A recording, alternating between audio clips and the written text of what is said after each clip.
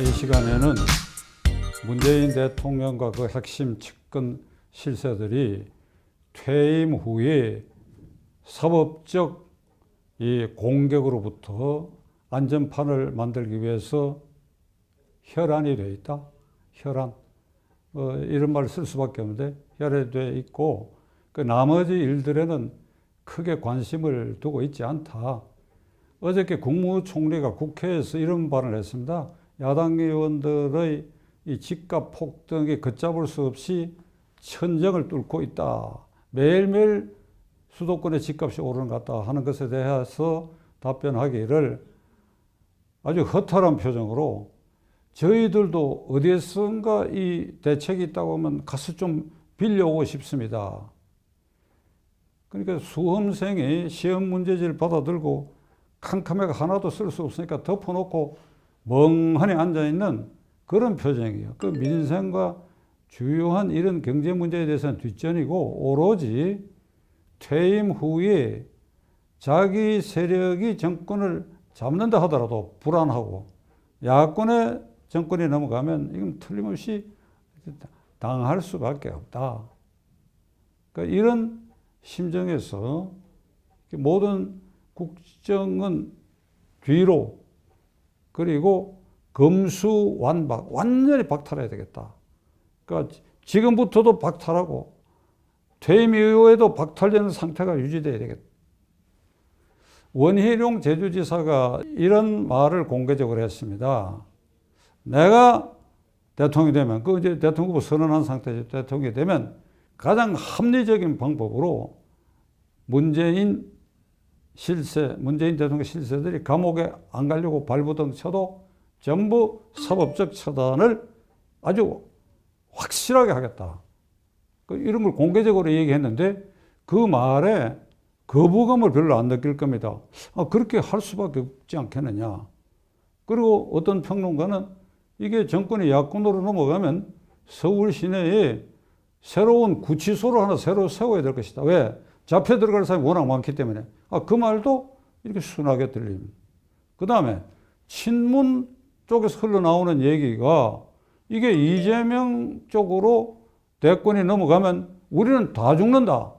이런 비명소리가 난다는 게 이 유튜브를 통해서 알려지고 있어요. 그러니까 그 말도 아마 그럴 것이다.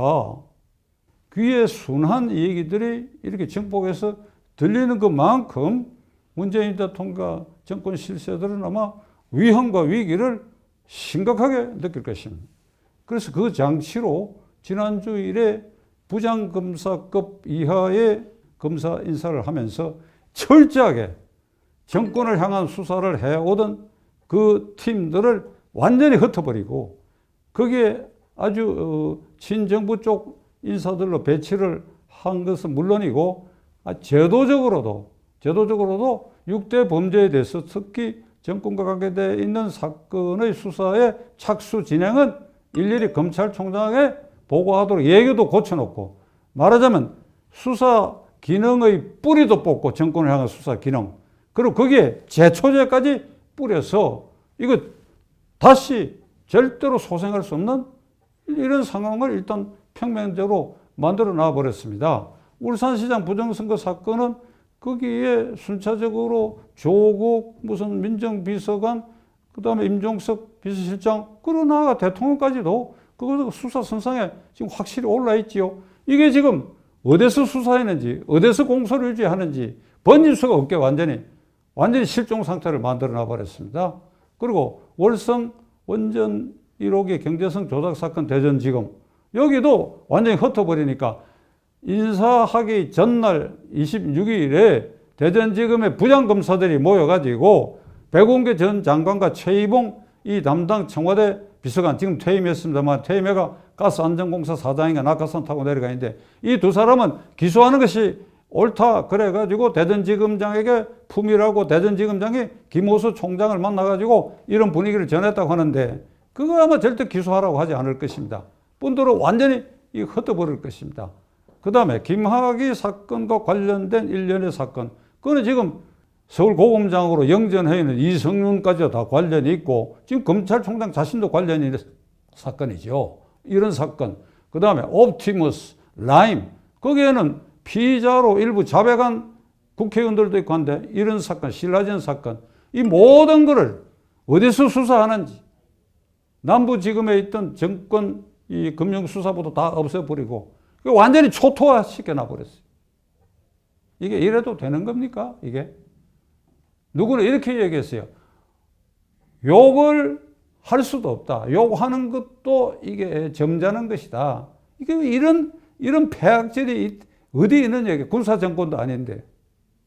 어제 오늘 오전까지 그 뉴스의 그 중심에 있었던 것은 청와대 인사수석인 김외숙 수석비서관에 대해서 민주당 의원들 사이에서도 이거 해임하라고 지금 들고 일어났을 정도입니다.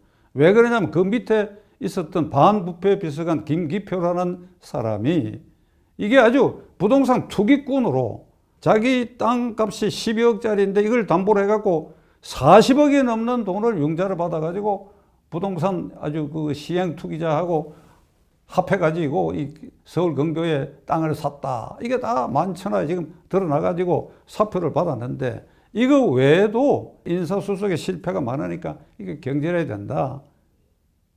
그리고 청와대에서 작년과 금년에 이어서 부동산 투기와 관계돼 가지고 무슨 정책실장, 비서실장 전부 물러서지 않았습니까? 그래서 어제 어떤 신문의 사설이 범죄, 부패, 투기의 청와대 민정 라인 아주 그렇게 해버렸어요. 범죄 집단이다. 투기 집단이다. 이게. 부패 집단이다. 이게. 문재인 대통령은 이달 초에 구라파 여러 나라를 순방했는데 오스트리아를 방문해서는 그 오스트리아의 아주 이 가톨릭계에서는 잘 알려진 아주 그 경관이 좋은 산골 속에 아주 격리된 이 수도원이 있는데 그 세계적으로 명성이 있는 곳입니다. 그래서 거기를 방문해가지고 이런 말을 남겼습니다. 문재인 대통령도 가톨릭 영세 신자인데 나는 가톨릭 신자로서 가톨릭이 정한 그 높은 윤리 규범에 따른 생활을 해왔다. 여러분 어떻게 생각하십니까?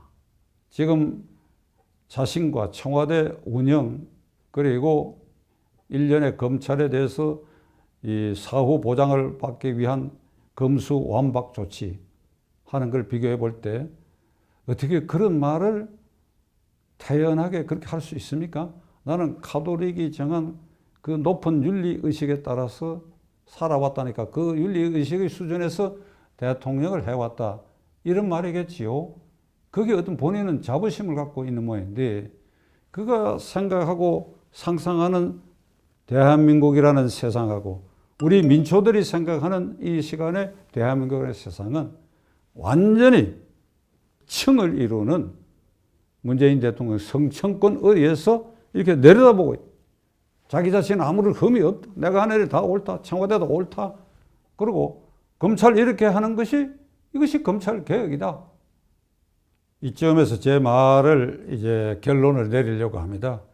저는 최근의 문재인 대통령과 정권 실세들이 보이고 있는 이런 행태가 어쩐지 1958년 12월 24일 크리스마스 이브 날 태평로 국회의사당에서 자유당 정권이 농성하고 있는 국가보안법을 반대해서 통과를 제지하기 위해 농성하고 있는 야당 의원들을 밤사이에 급조한 무술경관을 경위로 특철해서 국회 경위로 특철해서 300명을 부천에는 경찰학교에서 훈련을 시켜가지고 그날 전부 강제로 끌어내는 과정에서 김상돈 의원은 장파열을 일으키고 그래가지고 그 국가보안법을 통과시켰습니다. 그 국가보안법은 왜 그렇게 무리하게 했느냐?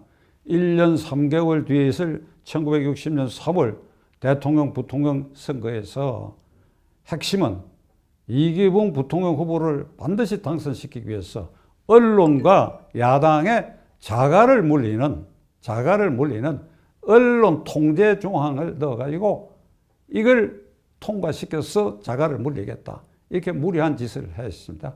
그러니까 누구 눈에도 이거는 천심을 거스리는 것으로 봤는데 아니나 다를까 1년 3개월 만에 그 정권은 붕괴되고 그리고 대통령 망명 가고 이기붕 일가는 자살하는 사태에 이르렀습니다. 저는 어쩐지 지금 내년 3월 9일 대통령 선거 그리고 5월 9일 문재인 대통령이 헌법 절차에 따라서 퇴임하는 이 기간 그리고 그 직후에 문재인 대통령과 그 실세들 주변에 어떤 일이 일어날 것인가. 이 자유당 말기의 현상이 자꾸 저의 뇌리를 떠나지 않습니다. 무리하면 안 됩니다. 민심을 거슬리면 안 됩니다. 민심이 천심이란 말 제가 여러 차례 말씀드린 바가 있는데 하늘은 입이 없어서 사람의 입을 통해서 말을 하는 것입니다. 이게 군사정권에도 없던 이런 무리한 일들을 계속 감행하고 민생은 뒷전이고 거기에 축복이 따르겠습니까? 되돌아갈 수 없을 것입니다. 그냥 그대로 가세요. 그러나 국민은 우리는 이걸 똑똑히 지켜보고 응징하는 날을 우리는 헤아려 가면서 힘을 모아야 할 것입니다.